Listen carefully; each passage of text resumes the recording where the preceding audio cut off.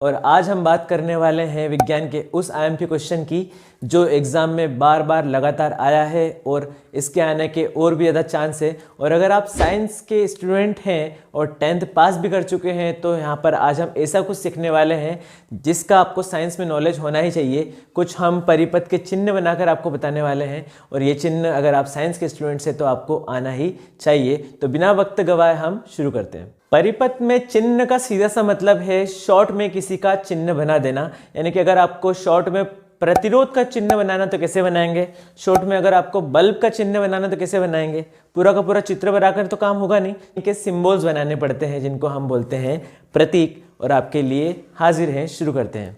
तो अगर बात करें विद्युत सेल की, ये वही सेल है जो हम रिमोट में भी लगाते हैं। तो इसका चिन्ह कैसे बनाया जाए आइए देखते हैं। इसको करने के लिए आपको दो लाइनें बनानी है।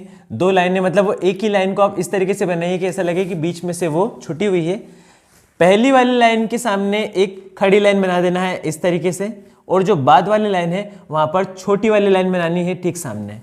बड़ी लाइन को लगा देना है प्लस यानी कि धन का चिन्ह, और छोटी वाली लाइन में लगा देना है माइनस का चिन्ह। और लीजिए आपका जो है विद्युत सेल का चित्र जो है चिन्ह तैयार हो गया है। सिंपल से इस तरीके से आप हमेशा परिपथ में इसका चिन्ह बना सकते हैं। अब बात करें बैटरी की, तो बैटरी वो होता है जिसमें एक से ज़्यादा सेल जुड़े हुए होते हैं। अगर आपको एक से ज़्यादा सेल जुड़े हुए बताना तो किस तरीके से बनाएंगे। अभी आपको सेल का चिन्ह बनाना आ गया है तो आप 3 सेल का चिन्ह एक साथ जोड़कर बता दीजिए, आपका बैटरी का चिन्ह बन जाएगा। तो देखिए ये आपका बन गया पहला सेल, ये प्लस ये माइनस, इससे जुड़कर दूसरा सेल, ये फिर से प्लस और ये माइनस, और इससे जुड़कर तीसरा सेल, ये बड़ी लाइन और ये छोटी लाइन, और यहाँ पर भी हम दे देंगे प्लस और माइनस। और लीजिए आपका बैटरी का चिन्ह भी तैयार हो गया है। यानी कि अगर सेल की बात करें तो आपको सिंपल बनाना है, और अगर बैटरी की बात करें तो उसमें 2 से ज़्यादा आप सेल जोड़ दीजिए, बैटरी का चिन्ह तैयार हो जाता है। अब बात करते हैं प्लग कुंजी, जिसको हम नॉर्मल लैंग्वेज में स्विच के नाम से जानते हैं, और भी अगर बात करें तो आप इसको चुटकी के नाम से जानते हैं। यानी कि बटन दबाने पर बल्ब चालू, बटन बंद करने पर बल्ब बंद, उसी की बात हो रही है। उसे ही जो है प्लग कुंजी या फिर स्विच कहते हैं। और यहाँ पर खुली का मतलब होता है कि स्विच काम नहीं कर रहा है। स्विच के खुले होने का सीधा सा मतलब आपको याद रखना है कि स्विच काम नहीं कर रहा है। और जब स्विच काम नहीं कर रहा है तो उसका चिन्ह बनाने के लिए आपको 2 लाइनें बनानी है और उसमें बीच में ब्रैकेट जैसा कर देना है, और एक खुले स्विच का जो है चिन्ह आपका तैयार हो गया है। और अब बात करते हैं उसी का दूसरा रूप, प्लग कुंजी ही है, लेकिन इस बार स्विच अगर आपको बंद बताना है। बंद का मतलब होता है स्विच काम कर रहा है, इसके थ्रू आपका बल्ब जलने वाला है। इसको ऐसे भी समझ सकते हैं कि स्विच बंद है मतलब सारे कनेक्शन जुड़ चुके हैं और उसमें से करंट का फ्लो हो रहा है। तो आपको पहले जैसे ही बना देना है। सबसे पहले तो पहली स्विच जैसा अपन ने इसको बना दिया, और बंद दर्शाने के लिए इसके बीच में एक गोला यानी कि लड्डू जो डॉट बना देते हैं, और इससे यह साबित हो जाता है कि यह जो स्विच है बंद है। तो आपको ये वीडियो कैसा लग रहा है जिसमें हम इतने आसान से चिन्ह बना रहे हैं। अगर आपको मजा आ रहा है तो आप कमेंट करके बताइए। और ये यहाँ पर ही खत्म नहीं होता है, हम कुछ और मजेदार और खास चिन्ह पढ़ने वाले हैं जो एक विज्ञान के स्टूडेंट्स को तो आना ही चाहिए। अब चलते हैं अगले चिन्हों की तरफ। तो आपका जो अगला 5वें नंबर का चिन्ह है जिसको बोलते हैं प्रतिरोधक। प्रतिरोधक को आप नॉर्मल लैंग्वेज में प्रतिरोध यानी कि रेजिस्टेंस के नाम से भी जानते हैं। और इसका चिन्ह बनाना बहुत ही आसान है। आपको इस तरीके से लाइन शुरू करना है और जिगजैग मोशन में इस तरीके से इसको ले जाना है और इसको इस तरीके से एंड करना है। अब इसमें क्या नहीं करना मैं आपको बता देता हूँ। तो उसको इस तरीके से करके छोड़ देते हैं तो इसमें राउंडनेस आ जाती है। तो आपको इस तरीके का प्रतिरोध नहीं बनाना है, एक्यूरेट बनाने की कोशिश कीजिए जिससे आपका अच्छा इंप्रेशन रहे। अगला जो चिन्ह है उसको हम डेली लाइफ में हमेशा देखते रहते हैं, जिसका नाम है विद्युत बल्ब।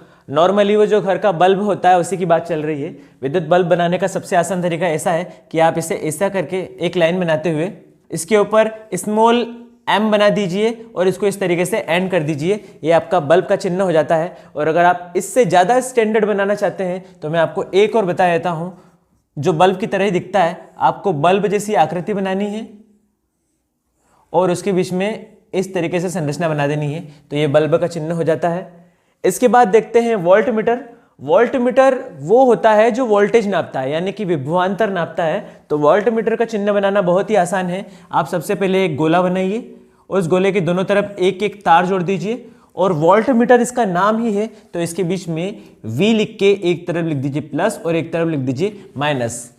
देखिए कितना आसान है ना। अगला देखते हैं अमीटर। अमीटर बनाने का तरीका भी यही है, बिल्कुल वोल्ट मीटर की तरह।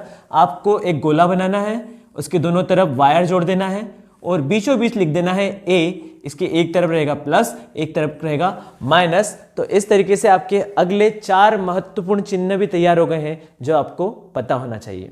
अब ज्यादा मेहनत नहीं करना है, बस आखिरी के 4 चिन्ह हम याद कर लेते हैं बड़ी ही आसानी से। चलिए तो अब बात कर लेते हैं संयोजन तार की। संयोजन तार बनाना है तो आपको इस तरीके से एक सिंपल सी रेखा बना देनी है, सिंपल सी लाइन, और उसके दोनों एंड पर इस तरीके से डॉट लगा देना है और ये आपका संयोजन तार यानी कि वायर का चिन्ह तैयार हो गया है। नॉर्मली हम घर में या फिर कहीं पर भी जो वायर देखते हैं उसे हम संयोजन तार बोल सकते हैं। और तार संयोजन बनाने के बाद आती है बात तार संधि की। अगर आपने 2 वायर को जोड़ रखा है, उनका कनेक्शन कर रखा है ना, तो उसे ही कहेंगे तार संधि। तो तार संधि बनाने के लिए आपको उल्टा टी बना देना है। इंग्लिश का जो टी होता है उसको उल्टा करके बनाएंगे तो इस तरीके से होगा।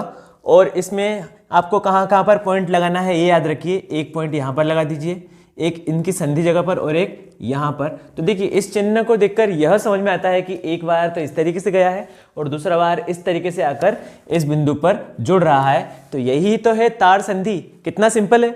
अगला देखते हैं तार क्रॉसिंग।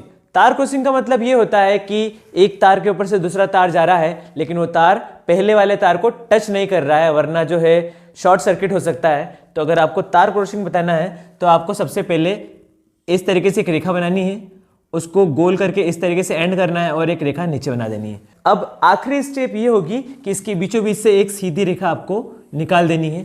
तो इस चित्र को देखकर क्या समझ में आ रहा है कि एक वायर सीधी जा रही है, इस वायर के दोनों एंड भी हम बना देते हैं और इसके भी दोनों एंड बना सकते हैं। और इसके ऊपर से एक वायर इस तरीके से ऊपर से निकल कर जा रही है जो इसको टच नहीं कर रही है, तो इसको बोलते हैं तार क्रॉसिंग बिना संधि के। और अगली बात करते हैं धारा नियंत्रक की। तो धारा नियंत्रक का चित्र प्रतिरोध की जैसे ही होता है, उसके ऊपर से एक तीर बना देना होता है। तो देखिए अगर आपको धारा नियंत्रक बनाना है तो सबसे पहले तो प्रतिरोध का चिन्ह बनाइए।